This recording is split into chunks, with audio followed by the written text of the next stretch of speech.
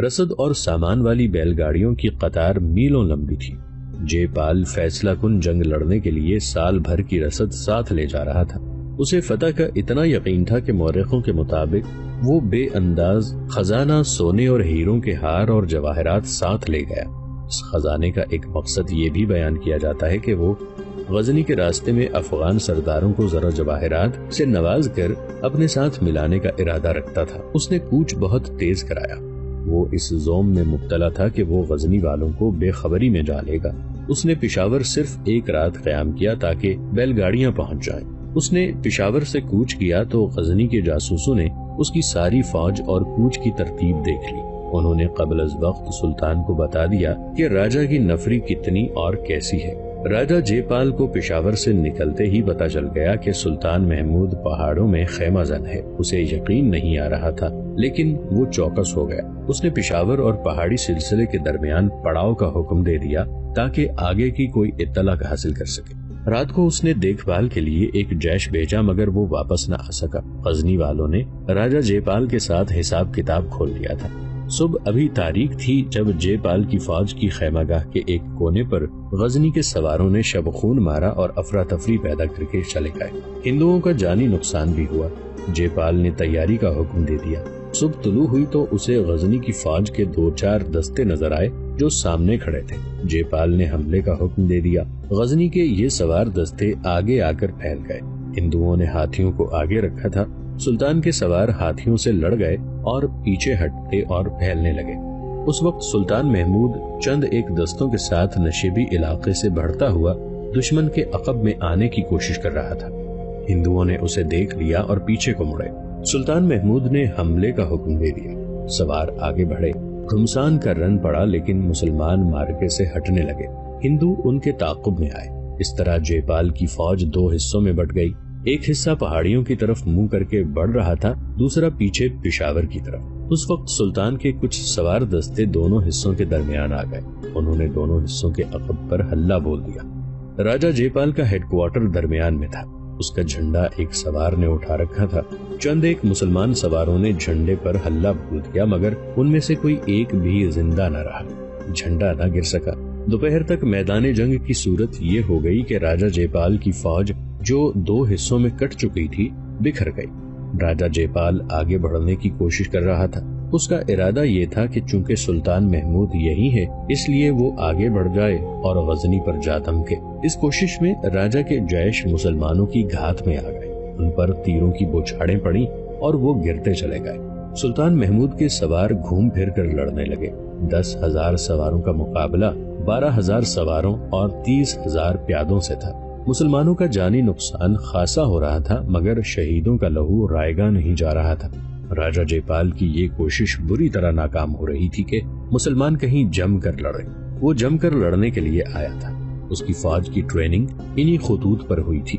سلطان محمود نے لڑنے کے لیے جس زمین کا انتخاب کیا تھا وہ اس کے طریقہ جنگ کے لیے موزوں تھی۔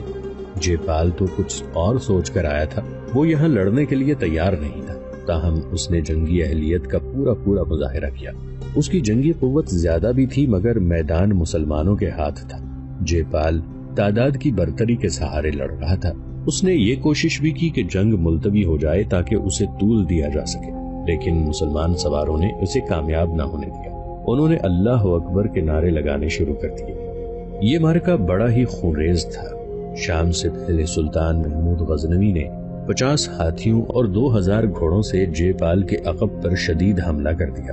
سوار جے پال کے ہیڈ کوارٹر کو گھیرے میں لینے میں کامیاب ہو گئے۔ وہاں بڑا سخت مارکا لڑا گیا مگر جے پال نکل نہ سکا۔ وہ 15 حکام کے ساتھ زندہ پکڑا گیا۔ اس کی فوج جو بکھر گئی تھی پسپا ہونے لگی۔ مسلمانوں نے تعاقب کیا اور وہ پشاور تک جا پہنچے۔ پشاور کے قریبی مضافات میں بھی مارکے لڑے گئے جن کی صورت یہ تھی کہ ہندو جانے بچانے اور جنگی قید سے بچنے کے لیے لڑ رہے تھے۔ راجہ جے پال کا جھنڈا گرنے اور اس کی مرکزی کمان ختم ہو جانے سے جنگ کا پانسا ایسا پلٹا کہ مسلمان سوار جو تعداد میں بہت تھوڑے رہ گئے تھے ہندو فوج کو ٹولیوں میں بکھیر کر ان کی وہی حالت کر رہے تھے جو بھیڑیے بھیڑوں کے ریوڑ کی کیا کرتے تھے۔ شام تک جنگ کا فیصلہ ہو چکا تھا۔ راجہ جے پال کو صحیح معنوں میں شرمناک شکست ہوئی تھی۔ مگر غزنی کے غازیوں نے خون اور جان کے جو نذرانے دیے اس کی مثال خود غزنی والے بھی کبھی پیش نہیں کر سکتے۔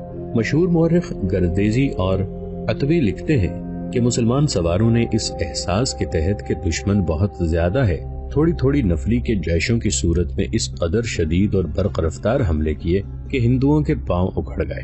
دوپہر تک 5000 ہندو سوار اور پیادے مارے جا چکے تھے اور جنگ کا فیصلہ اسی وقت ہو گیا تھا۔ جنگی مبصرین نے مسلمانوں کی کامیابی کی وجوہات بیان کرتے ہوئے کہا ہے کہ ہندو راج پر مسلمانوں کی دہشت پہلے ہی طاری تھی، اس لیے ان کا لڑنے کا جذبہ بہت جلدی مجروح ہو گیا۔ سلطان محمود غزنوی نے اپنی فوج کو جو ہدایات دی تھی ان میں زور اسی پر دیا تھا کہ دشمن کا جذبہ توڑنے کی کوشش کرنا۔ اس نے اس کا طریقہ یہ بتایا تھا کہ پہلوؤں پر کم تعداد میں حملہ کرو اور نکل جاؤ، پھر گھوم کر آؤ اور یہ سلسلہ جاری رکھو۔ دشمن کو پتہ نہ چلنے دو کہ اب مسلمان سوار کدھر سے آئیں گے اور کتنے آئیں گے۔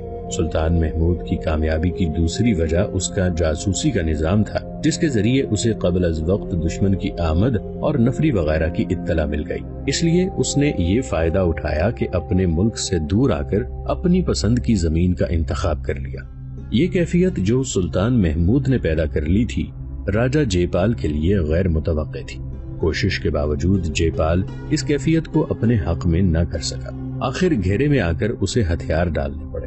پشاور سے کچھ دور میراند نام کا ایک گاؤں ہوا کرتا تھا۔ وہاں راجہ جے پال اور اس کے اعلیٰ حکام کو سلطان محمود غزنوی کے سامنے لے جایا گیا۔ ایک ترجمان کے ذریعے سلطان اور راجہ کی باتیں ہوئیں۔ یہ فتح و شکست میری اور آپ کی نہیں، سلطان محمود نے راجہ جے پال سے کہا، یہ اسلام کی فتح ہے۔ اس عظیم مذہب نے ثابت کر دیا ہے کہ تراشے ہوئے پتھر اور خیالی مورتیاں انسان کا نہ کچھ بگاڑ سکتی ہیں نہ اسے کچھ دے سکتی ہیں۔ انسان کو خدا نے پیدا کیا ہے، زندگی اور موت، فتح و شکست اسی کے اختیار میں ہے اور وہی عبادت کے لائق ہے۔ آپ کا تیسرا حملہ ناکام ہو چکا ہے، اب آپ ایک کماری لڑکی کی قربانی دے کر آئے تھے۔ دیوتاؤں نے آپ کو اس ناحق قتل کی سزا دی ہے۔ قربانی ہم بھی دیا کرتے ہیں لیکن کسی کو خدا کے آگے ذبح نہیں کیا کرتے۔ میدان جنگ میں لاشیں دیکھ لو، ہم یہ قربانی دیا کرتے ہیں اور خدا اسے قبول کر لیا کرتا ہے۔ کیا آپ ہمارے ایمان کو برحق تسلیم نہیں کرتے؟ جنہوں نے 10,000 کی تعداد میں آپ کے 50,000 کے لشکر کو میدان سے مار بھگایا ہے۔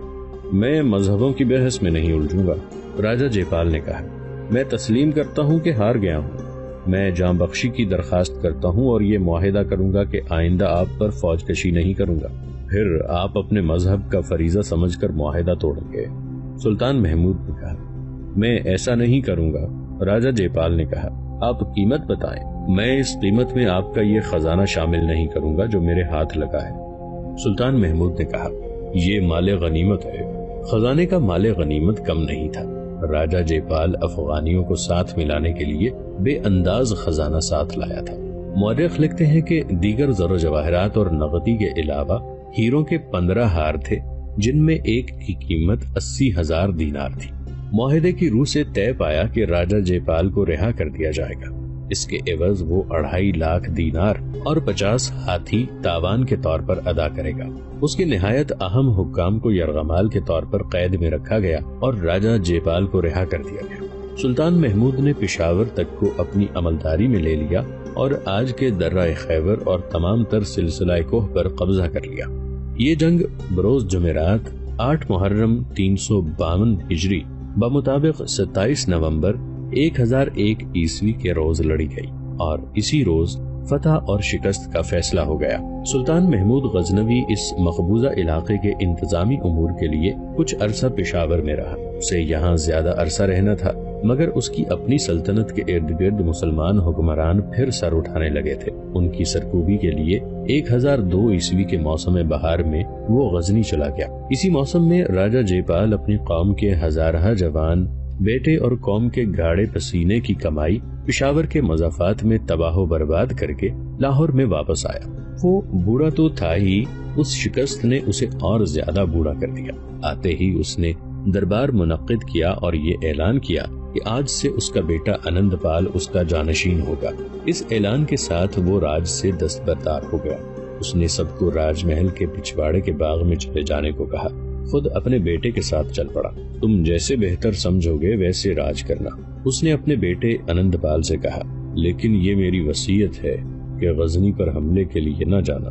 ہماری فوج مسلمانوں کے خلاف نہیں لڑ سکتی۔ ان کی فوج کی چالیں نہایت اچھی ہیں، لیکن ان کی اصل قوت ان کا جذبہ ہے اور جوش و خروش ہے جو ہماری فوج میں کوشش کے باوجود پیدا نہیں ہو سکا۔ محمود کو 2.5 لاکھ دینار کی مالیت کا سونا بھیج دینا، ورنہ وہ تم پر حملہ کرے گا اور تمہاری فوج کا یہی حشر ہوگا جو تم پشاور میں دیکھ آئے ہو۔ وہ جب پچھواڑے کے باغ میں پہنچے تو سب دیکھ کر حیران رہ گئے کہ وہاں چتا رکھی ہوئی تھی۔ لکڑیوں کا یہ چوکور انبار کسی مرے ہوئے کی لاش کو جلانے کے لیے لگایا گیا تھا، مگر راج محل میں کوئی بھی نہیں مرا تھا۔ چتا پر تیل انڈیل دیا گیا تھا اور ایک آدمی جلتی مشل اٹھائے کھڑا تھا۔ راجہ جے پال کسی سے کوئی اور بات کیے بغیر تیزی سے آگے بڑھا اور چتا پر کھڑا ہو گیا۔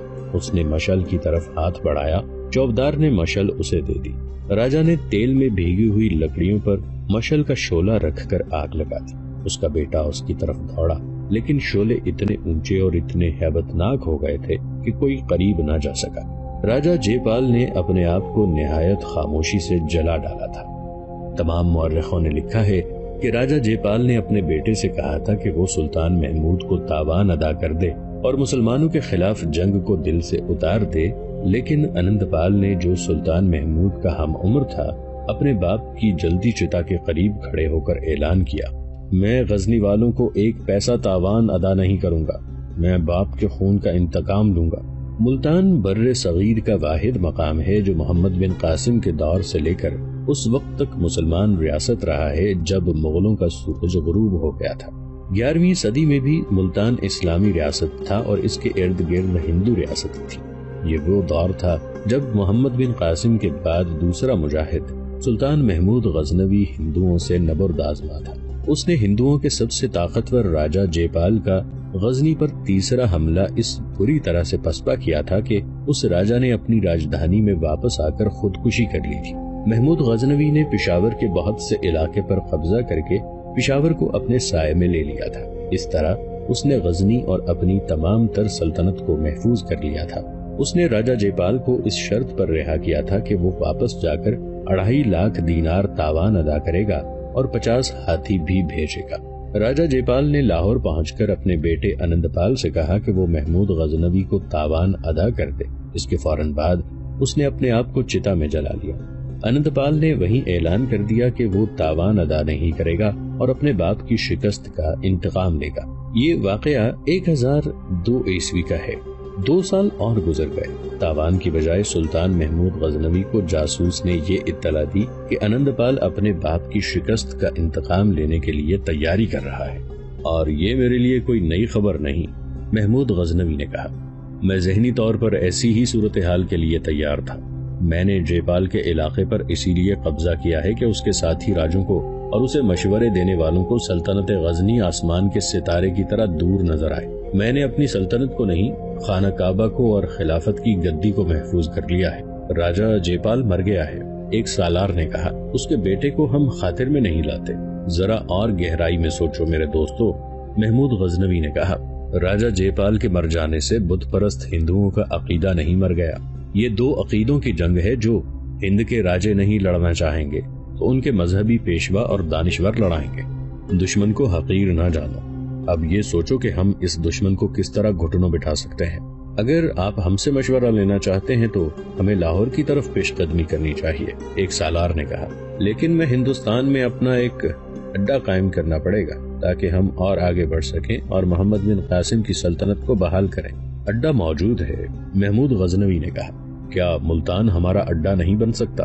ملتان کا حکمران ابو الفتح داؤد بن نصر مسلمان بھی ہے اور ہمارا دوست بھی۔ سلطان علی مقام محمود غزنوی کے وزیر نے اسے کہا، داؤد بن نصر مسلمان تو ہے، یہ نہ بھولیں کہ وہ کرامتی ہے۔ آپ کرامتیوں کی تاریخ سے واقف ہیں۔ اس نے سلطان سبکتگین مرحوم کے ساتھ دوستی اور ضرورت کے وقت ایک دوسرے کی مدد کا معاہدہ کر رکھا تھا۔ محمود غزنوی نے کہا، وہ ہمیں دھوکہ نہیں دے گا۔ علی جاں، وزیر نے کہا، دشمن پر اعتماد کیا جا سکتا ہے، اپنی قوم کے غدار پر کبھی اعتبار نہ کریں۔ ایک ایلچی کل صبح ملتان روانہ کرو۔ محمود غزنوی نے کہا، مجھے امید ہے کہ محمد بن قاسم کی سلطنت کی اس آخری ریاست سے ہمیں پورا تعاون ملے گا۔ داؤد بن نصر ہندوؤں میں رہتا ہے، وہ ان کی نیت اور عزائم کو ہم سے زیادہ اچھی طرح سمجھتا ہے. وہ ان میں گھرا ہوا ہے. وہ خوش ہوگا کہ ہم اپنی فوج ملتان لا رہے ہیں. ہمیں اس کی اور اسے ہماری مدد کی ضرورت ہے. میں کوئی فوجی ایلچی بھیجوں گا. عاصم عمر بہتر رہے گا، سپر سالار نے کہا. ابھی جوانی کی عمر میں ہے، بات کرنے کا ڈھنگ جانتا ہے اور خوش طبع بھی ہے. عاصم عمر، محمود غزنوی نے کہا. اس کے متعلق مجھے کس نے بتایا تھا کہ وہ ضرورت سے زیادہ خوش طبع ہے؟ عاصم جنگی امور کو سمجھتا ہے، سپہ سالار نے کہا، اور سمجھا بھی سکتا ہے. وہ جب میدان جنگ میں دشمن کو اپنے سامنے دیکھتا ہے تو اور زیادہ خوش طبع ہو جاتا ہے. یہ کمزوری نہیں، خوبی ہے. اگر تمہیں یقین ہے کہ وہی بہتر رہے گا تو اسی کو بولو. محمود غزنوی نے کہا. میں اسے زبانی پیغام دوں گا کیونکہ اسے دشمن کے علاقے میں سے گزر کر جانا ہے. تحریری پیغام پکڑا جا سکتا ہے.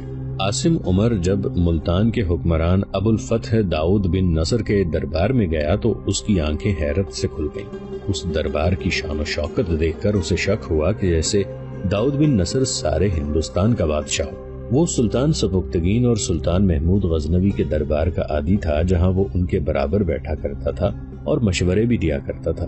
ملتان کے دربار میں وہ اپنے آپ کو بہت چھوٹا آدمی سمجھنے لگا. داؤد بن نصر تخت پر بیٹھتا تھا. وہ بڑی ہی حسین لڑکیاں اس کے پیچھے کھڑی مورچھل ہلا رہی تھی. درباری یوں بیٹھے تھے جیسے بت دھرے ہوں. رعایا کے انداتا ایک آواز بلند ہوئی. سلطان محمود بن سبکتگین کا ایلچی حاضر ہے. عاصم عمر نے ادھر ادھر دیکھا. وہ جان نہ سکا کہ یہ صدا کس کی تھی. ہم غزنی کے ایلچی کو خوش آمدید کہتے ہیں. داؤد بن نصر نے بادشاہوں کی طرح کہا. کیا پیغام لائے ہو؟ کچھ تحفے لایا ہوں. عاصم عمر نے بوکھلا کر کہا. پہلے یہ پیش کرنا چاہتا ہوں، کیا سلطان محمود نے تمہیں دربار کے آداب نہیں سکھائے؟ داؤد بن نصر نے مسکرا کر کہا. ہمارے ہاں ایسا دربار نہیں ہوتا علیجا. عاصم عمر نے کہا.